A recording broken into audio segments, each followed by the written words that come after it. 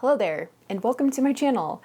In this video, I'm going to teach you how to get more details out of your astrophotography images using completely free software that also happens to be multi-platform. So whether you have Linux, Mac OS, or Windows, you are in business.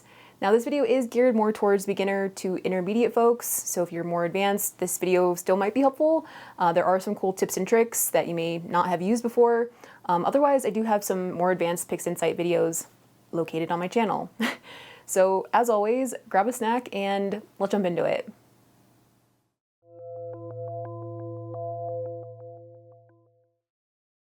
So the first thing that we need to do is we need to download Siril if you don't already have it. And if you don't know what Siril is, it is a free astronomy image processing platform that lets you do a whole swath of things.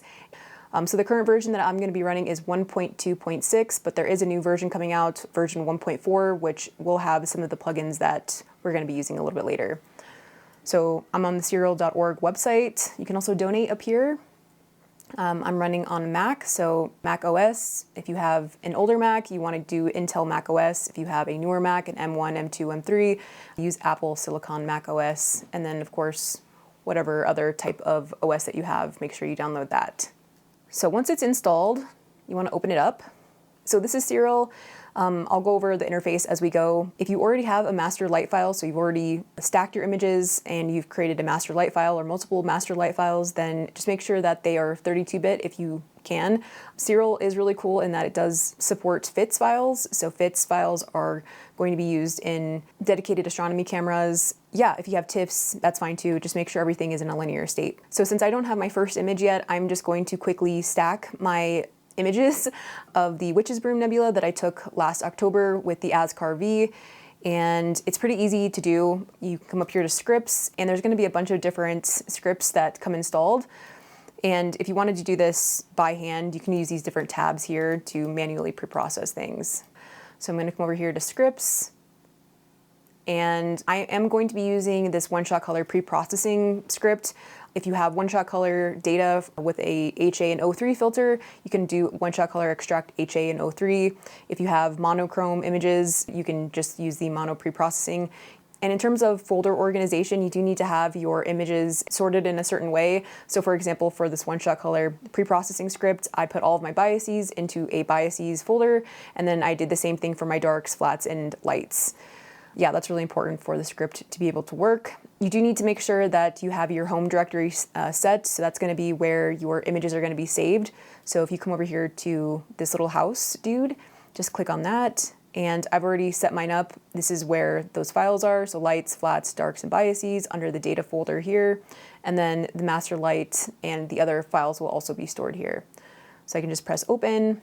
I'm going to come up here to scripts, one-shot color pre-processing. So I'm going to press run script, and then we have this console window here. It's just going to tell us everything that's going on with Siril. So what's really nice about stacking and registering and calibrating your images is that you're going to get a master light file that has more detail and less noise. So that's just one way to get more detail. But I'm going to show you, of course, more ways to really pull out the details of your images as we go through this. All right, so it's finished stacking, and the image is going to be saved in your directory folder, like I mentioned before.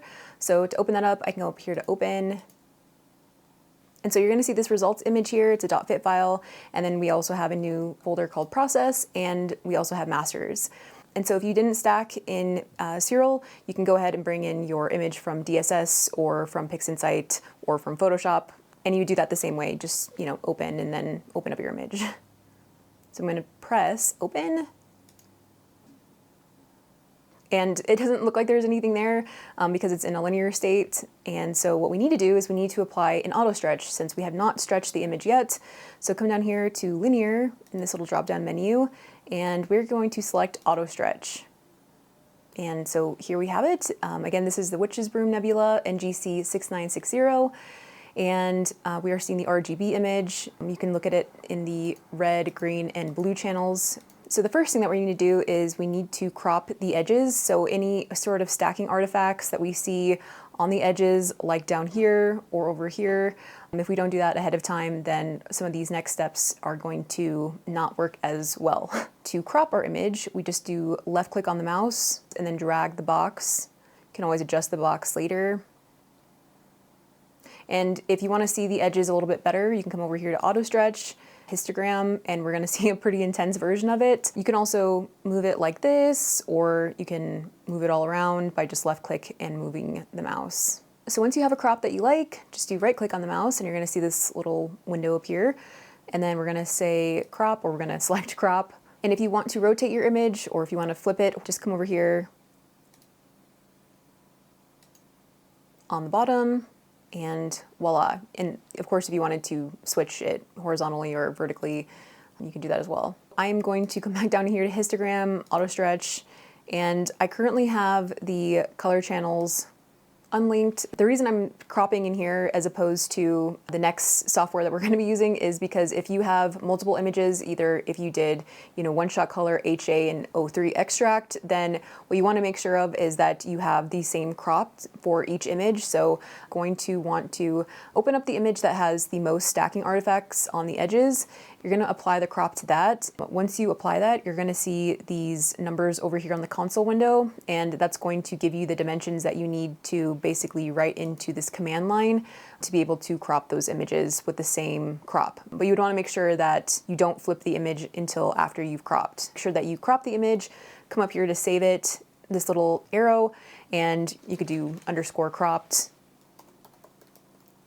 Come over here to supported image files, and fits is good unless you already have TIFFs, etc. Press save. 32-bit floating point, good.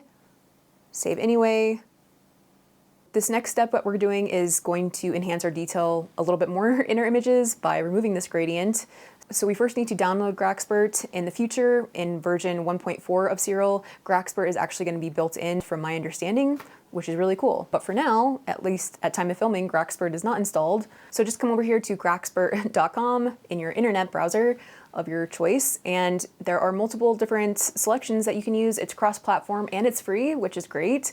And so I'm actually going to be using not a final release version. That's because I want to use an additional feature that they have in this release candidate to download the release candidate version that I'm going to be running. Again, it's not going to be, perfectly stable or anything, so use at your own risk, but I've been using it for a while now and it's been working really well. I will link the website down below along with the other websites that I have. So it's going to be release candidate 3.1.0 at time of filming.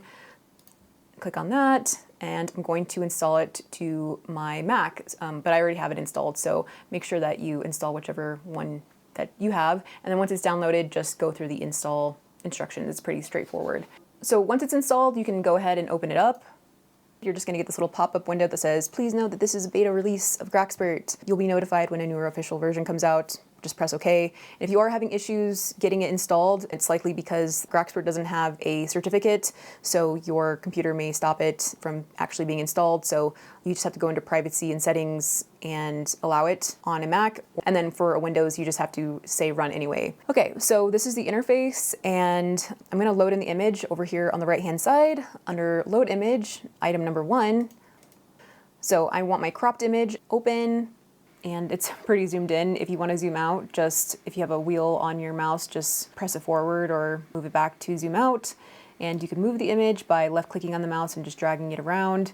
But it does apply an auto stretch to it. Down here on the middle bottom part of the window, there's a little drop down menu, and the default is set to 20% background 3 sigma, but you can go all the way up to 30% 2 sigma, all the way down to no stretch. That's pretty bright. You can do no stretch. I've also unlinked the channels because we have not color calibrated this image yet. So color calibration is going to be really important for broadband targets like galaxies, reflection nebulae, for example. People might argue it's less important for narrowband images, but we're still going to color calibrate anyways. So I'm going to unlink the channels for now until we color calibrate. And if you want to increase the saturation so that you can see more of the gradient, for example, you could bring up this slider down here and just slide that puppy up. And it will be overwhelmingly saturated. If that's what you like, you can keep it like that, but I'm gonna go back down to 1. And like I said, you could crop in Gracspert, but the reason we didn't is because if you have multiple images like HA and O3, you want to make sure that you have the same crop. So under number 3, let's do some background extracting. So press on this little plus button here, And for the interpolation method, you have a couple of different options, but we're going to use the AI model. And then come over here to the right-hand side and click on the advanced little icon here. And under interpolation, come down here to the correction type. So if you have kind of this gradient like I have, where it's like one color over here and then one color over here, you could do division and then subtraction, but I'm just going to do subtraction. And if you don't have any gradient in your image, then sometimes it's better just to not even do any sort of background extraction because it actually might take away some of the details from the faint nebulosity. So now come down here to background extraction AI model, and the latest model is 1.0.1. So I'm just going to select that, and I'm going to come back over here to background extraction, and then under smoothing, I'm going to actually keep it at the default. You can play around with that parameter. And yeah, so let's calculate the background. All right, and it's done, and it was pretty quick. It did a pretty good job, or I think a really good job. So we're gonna save this image. So come over here to number 6 at the top left-hand corner, or the mid left-hand side, and press this little plus icon. And then we're gonna save this as a 32-bit fits. If you were gonna bring this into PixInsight, you could do 16-bit.xisf or 32-bit. If you wanted to bring this into Photoshop, you could do TIFF 16-bit or 32-bit. But if you're doing 32-bit fits, we're going to save selected, make sure save stretch is not selected. And in the name, you'll see Graxpert_BGE updated, which is nice. We can press save. And then we can minimize this for now. We're going to come back to this. So you're going to want to go back into Siril, and then you're going to want to open up your recently background extracted image. So come up over here to open, and then click on this little dude, select open. And now we are going to run a color calibration on this image. So we're going to come up here to image processing, come down here to color calibration, and we want photometric color calibration. And so what color calibration is going to do to our image is that it's going to basically white balance the image based off of the stars in this star field. So what we need to do is we need to put in a catalog designation for this image, which is NGC 6960, or the Witch's Broom Nebula. If you're unsure about what the catalog name is for your specific region of the sky, sometimes it could be multiple nebulae or multiple galaxies, you could just put in one of them. So just type in Google, Orion Nebula, and it'll come back M42, and so you could just type in M42 in image parameters. And again, it's just going to white balance the image based off of the star field for that region of space. And then click find, and then you're going to see that updated in the field here. And then you'll also see down here, more often than not, is the focal length for your imaging system. So again, mine was the ASCAR-V, so that's 385 millimeters of focal length, and the pixel size of my camera is 3.76 microns for the ASI 2600 MC Pro. Everything else looks really good, so I'm going to press OK.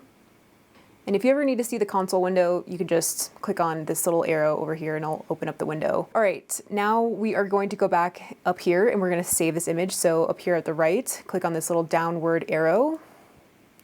And let's change the name to _CC for color calibrated.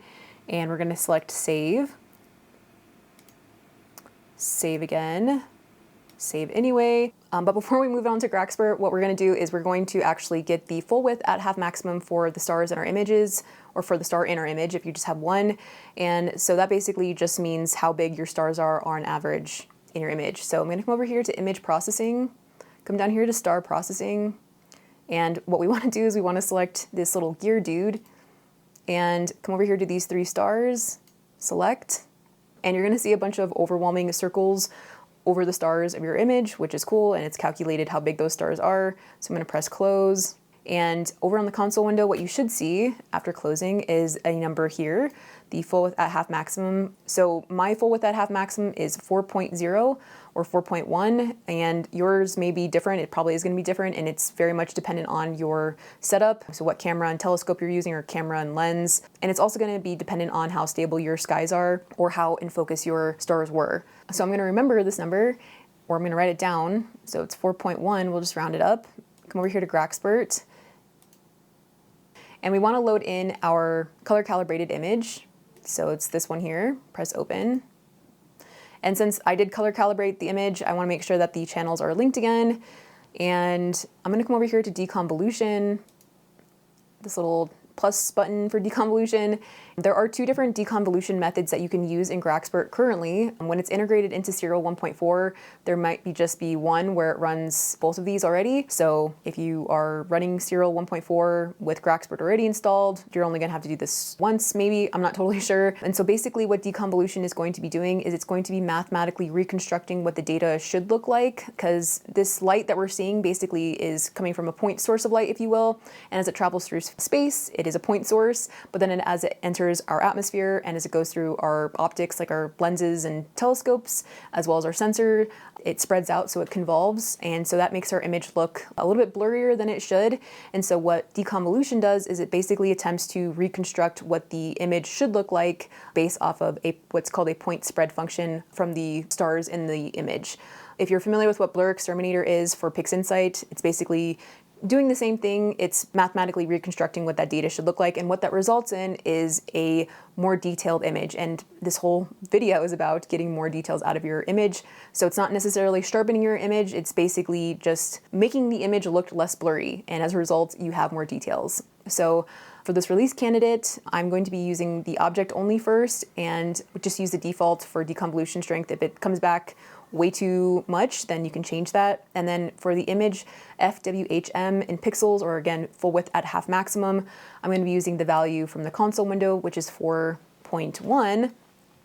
And then for the advanced section over here, to select the AI model, just use this drop-down menu. I'm going to be using 1.0.1, use whatever the latest is. So I'm going to select deconvolve image, and it's going to deconvolve.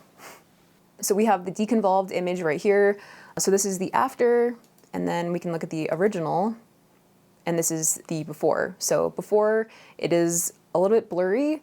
So original, deconvolved, more detail, which is great. I'm gonna save this version. I'm gonna come over here to saving, and I want 32-bit fits, save selected, and it's going to add that GrAxpert object decon. I'm gonna press save.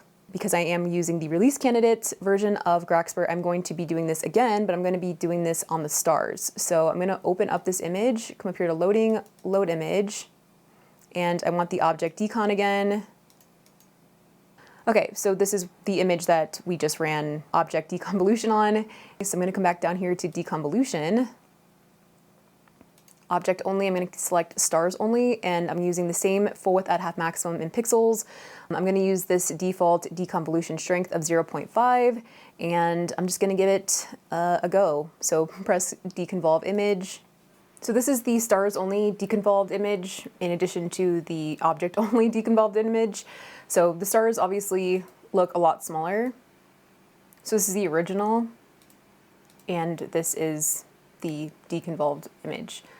So I did a really good job. If you don't like super sharpened stars, then you can lessen the deconvolution strength. But yeah, the nice part about deconvolution is that it brings more attention to the nebula or to the galaxy itself, where it's not being so obstructed by all of these stars. It's just personal preference, but I am going to go ahead and save this image.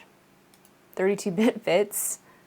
It'll have the GrAxpert stars decon. And then the next thing that I'm going to do is I'm going to load that up. And I'm actually going to be using the noise reduction. Under denoising, you're going to see denoise strength, but you're going to want to select the model. So for me, if I don't use anything other than 1.10 or 1.0, then my computer just will not handle it. So you can try newer models if you'd like, but for me, I just have to stick with these two dudes. And then if you don't have a GPU, then you can turn off enable acceleration. And then just come over here to denoise image. So denoising is done, and it looks like it did a pretty good job. If it starts to look, smeary, then you don't want that because you're gonna erode the details basically. So this is the original, this is the denoised image. Now we're gonna save this image and we're gonna bring it back into Siril. And actually we can close out of GrAxpert. And then you can go back to Siril, and then you can open up the denoised image, the deconvolution image, open, and then I'm gonna relink the color channels down here, so because it's been color calibrated. Now we're going to stretch the image. So before I actually stretch the image, I like to remove the stars while the image is still in a linear state. And the reason I like to do this is because it allows you to stretch both images separately. So when you remove the stars, you get a starless image, but then you also get a image with just the stars. So you can stretch the starless image, and then you can also stretch the stars image and then recombine them later. So this allows you to bring out more of the details in your starless image, and this also allows you to bring back the stars a pace that looks good, or at a degree that looks good. Sometimes when you're stretching both, you do have a tendency to bloat the stars or to make the stars look too punchy, if you will, but it's all just personal preference. You don't have to do this, because with Siril and integrating what's called StarNet++, which is the star removal software, you do have to download it on your own, and sometimes it can be a little bit difficult, especially if you have kind of an older model of Mac like I do. But if you have a Windows device or machine, you can just use what is called a graphical user interface, or GUI version of StarNet, and you can just use a 16-bit TIFF file, bring it into the GUI, and then run StarNet++. It'll save two different images, a starless image and a star image. Otherwise, what you can do is download a command line tool version for Linux, Mac, or Windows, and then you can integrate it into Siril. So I will include instructions down below for all the options, but come over here to this little hamburger menu after you've installed it onto your computer, the command line tool version, and go to Preferences. And then under Miscellaneous, under this little folder, you're going to select the StarNet++ executable and then press Apply, and then it should be there. So again, this is totally up to you if you want to remove the stars. If you don't want to, then that's fine. So I'm going to come up here to Image Processing, and I'm going to come down here to Star Processing, StarNet Star Removal. And since this is in a linear state, we're going to select Pre-Stretch Linear Image. And this could take a little bit of time depending on how beefy your computer is. So I'm going to press execute, and you could go rake some leaves or knit something, or call your mom. I don't know. In any case, press execute. All right, StarNet is done. It took 3 minutes and 39 seconds. It may have taken longer or shorter depending on your device. So now what we need to do is we need to stretch the image. So to stretch the image permanently, to basically turn it into a non-linear image, there are a couple ways to do this, but I'm going to be using the GHS, or Generalized Hyperbolic Stretch process here in Siril. It is something also that PixInsight has, and it's a very awesome tool. It can be a little bit complex, so if you are looking for something a little bit just kind of more straightforward, then you can just come up here to Image Processing, Histogram Transformation, and then click on this little gear dude, and of course turn off the auto stretch, put it at linear, and it'll look something like this. Now this is definitely way too bright in my opinion, and I didn't want to clip any of the darks or the shadows. So come up here to Image Processing, Generalized Hyperbolic Stretch. So Generalized Hyperbolic Stretch really could be its own video or video series. It's a really robust tool, but it does take some time to learn, and each data set is going to be different, just like with anything. But what's really nice is that it enables us to bring out more of the details, the faint details that nebulae and galaxies have, and not bring out as much noise. It just gives us more control over our image. So I am actually going to increase this value up here to 100 so I can see what I'm working with. So just enter in 100 and press enter or return. So with a histogram, what you're seeing is the data of an image, basically. So on the left side of a histogram, you're looking at the shadows, and then in the middle, you're looking at the midtones, and then on the right, you're looking at the highlights, or the brightest parts of the image. And you don't want to clip data from either side. And the reason why I had to zoom in to 100 is because we need to set what's called a symmetry point, and that's where we want to start our stretching and where we want to apply the most contrast. So we're gonna come up here, and then you want to select a point at the top of this peak of the histogram to the left of all color channels. So you have the red, green, and blue selected, and you want to make sure that you pick an area that is just directly to the left of the peak. So the value is going to be really small, and the value is also going to be different than what my value is, and I already know that for this data set 29 works well. And then for the local stretch intensity, I'm going to go all the way up to 15, and this basically just means how much contrast we're going to be applying. And then I'm going to reset this value here in the viewfinder to 1. And then we can turn off this stretch by coming down here, taking it to linear. And then I am just going to use the stretch factor up here. Oh, but one other way to find a good symmetry point, is to just create a little box by right-clicking or left-clicking on the mouse and selecting like a background. So I created this little box, come over here to this little doobly here, and it will update that. But again, I've done this workflow, so I know that this value is gonna work for me. All right, so take off or turn off this auto stretch, and we're gonna start applying a stretch around that peak. And if you're familiar with what an S-curve is, basically we are applying an S-curve at that symmetry point. So that's going to give us more contrast, so making the darkers darker and making the highlights more highlighty, if you will. So you want to do this iteratively. This is going to be pretty good. I don't want to bring out too much detail here because we are going to use another process that's going to bring up the background a little bit more. But this looks pretty good for now. I'm going to press apply. All right, so now come over here to image processing. And we're going to use this contrast limited adaptive histogram equalization, or CLAY, or CLAW for short. And what's really cool about this process is that it's going to give our image a lot more contrast in different areas. Okay, so the defaults are set to 8 for the tile grid size, and then the clip limit is set to 2. I turned off the preview, but if you turn it back on, you can actually see it in real time. And as you can see, I'm gonna just, so this is the before, and then this is the after. So there's a lot more definition, there's a lot more detail, and this is probably one of my favorite tools, but you do have to make sure you're working with an image that doesn't have a ton of noise. So you have to stretch it just a little bit beforehand, and then you can apply it. And then if you do, if you don't like the default settings, play around with these settings. So the larger the number for the tile grid size, the smaller that the details are going to appear. So right now we're working with the large scale components of the image. So I'm gonna press apply, groovy. So if you do have a green cast over your image, I meant to show you guys this earlier, but if you do have a green cast and it is in a nonlinear state, you can come up here to image processing and then come down here to remove green noise, and you could try the default settings of average, neutral. Just be careful because it will definitely change the overall color correction of your image. So if that was important to you, then you might not want to use that. But that is going to be something that a lot of color cameras do have issues with, is the fact that the image may appear more green than you would like.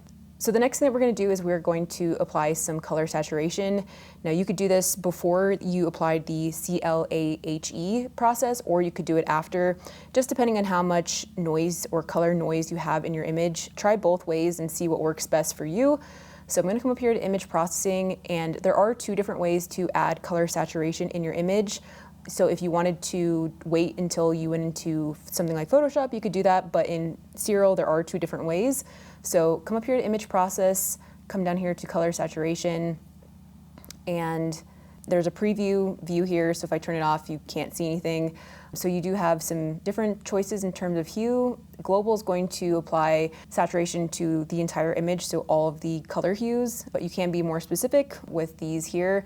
I'm just going to apply it to global, but again, for your image, you may want to try different hues. So the amount, of course, if you slide the slider to the right, it's going to give you more saturation, and if you decrease it, it's going to, or slide it to the left, it's going to give you less saturation. And then this background factor is going to help you basically not bring up too much color saturation in the background. So the more that you bring it to the right, the slider, the less overall saturation you're going to get overall. But if you move it to the left, you're not going to have very much protection to the background. So a lower value means that it's going to be stronger in terms of the saturation effect, with a high value preserving the background. So I'm just going to increase this, and it's totally personal preference. You can skip this step if you would like. Again, if you have a lot of color noise in your image, you might want to be kind of mindful of that. I think that looks pretty good. I'm going to press apply. And then the other way that you could do this, you could come up here to image processing, generalize hyperbolic stretch, and then, I don't know why this changes, but over here, you can come over here to color stretch model saturation stretch, and you could just bring this slider over here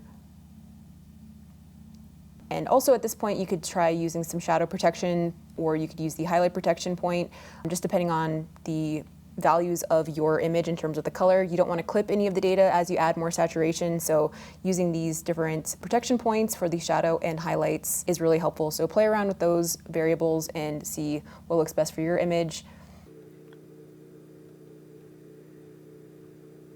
So I'm actually not going to apply that, but I just wanted to show you that. So this looks pretty good. I am still gonna do some more balancing with the background and stuff later, but looks good for now. So I'm going to save it. I'm just going to save it with the same exact name as that the star removal tool gave it, because in order to recompose the stars and the starless image together, you have to have the same title or the same name structure that was originally given for some reason, at least on my computer. So I'm just going to press save,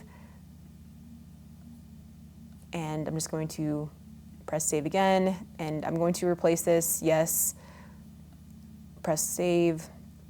You could of course just press this save button here, but I wanted to make sure that it happened. So the next thing that we're gonna do is we're going to recombine the starless image with the stars. So come over here to image processing, and then come under here to star processing, and then star recomposition, and we are going to make sure that we have the right selections selected. So the background image here needs to be the starless image, and the larger that your name is, the larger that the file names are, of course it's going to just make this ridiculously large. So this isn't going to be very helpful, but if you do have multiple monitors, this is kind of nice, or a really big monitor. And then for the star image, I'm going to use the star mask result, press open, and I'm just gonna change this back to MIBS. I don't know why it does that. Okay, so I do want to add a little bit more punchiness to my starless image before I start increasing the stars or start adding the stars in. So I am actually going to change this to advanced, and I'm gonna keep the type of stretch at GHS, and then I'm going to make sure that my stretch model is the independent channel values. You don't have to do this stage. I'm just trying to fine tune what I want the aesthetic of this image to look like, and to kind of show you that this is an iterative process to really bring out those details. So I'm going to draw a symmetry point over here on Pickering's triangle, since I do want to bring out a little bit more of that, and press this little thing here. Okay, so the local stretch intensity, it's going to be pretty small. Just going to increase it just enough.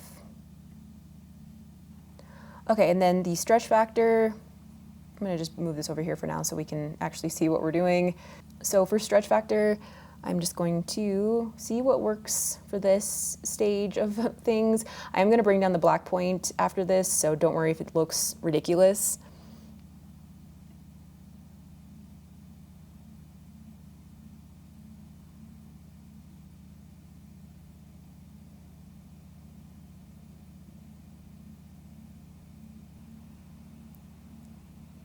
Okay, so at that point, before we start bringing down the black point, let's bring in the stars. So right now we can't see any of the stars, and the type of stretch that I have is this modified arcsine stretch transform. That's going to be really great for bringing in stars and stretching stars, because you still get to keep the star color and the surrounding color of the stars as well. One thing that I do want to point out is that this color stretch model here, I have it set to independent channel values. So if you use narrowband filters, for example, and you're recombining the stars, or if you have very saturated stars from doing something like a Hubble palette, for example, and you have the kind of violet hue going on, one thing I would recommend is using independent channel values instead of the human weighted luminance or even weighted luminance, just because sometimes that can bring up more of that saturation or that color surrounding around the stars, or just the colors themselves in the stars. So again, if you don't have just beautiful RGB stars that are not weird, then definitely use independent channel values. But if you have beautiful star colors, try human weighted luminance or even weighted luminance instead. But again, just play around and see what works best for your specific image. It's going to change depending on the data that you have. And this is not a lot of data here. This is like, I don't know, not very much. And it was taken in a very light polluted area. So obviously, the darker the conditions that you have, the better gear that you have, the more integration time that you have, the better the image that you're going to have. To stretch the stars, I'm only going to be using the stretch factor. Some people may use other variables, but I find that if I just use the stretch factor, it's usually a little bit better. And it's going to be totally up to you how much of the stars that you want to bring in. I know this is kind of difficult because of this really big process window, but bear with me.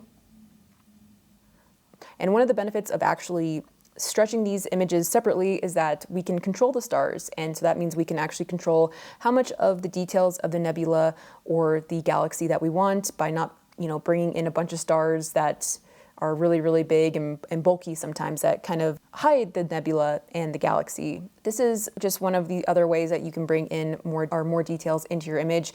If you did not remove the stars before you stretched, no worries. I am going to show you another way to reduce the star size in your image.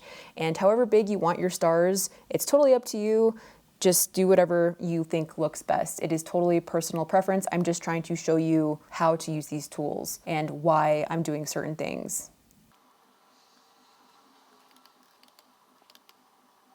So for example, like if your image looks like this because you did a single stretch, for example, you didn't remove the stars and your stars look, there's a lot of stars in your image, we could go with this. And let's say we want to bring down the black point down here. So I'm just going to go down here under black point, and I have a lot of room to bring down that black point.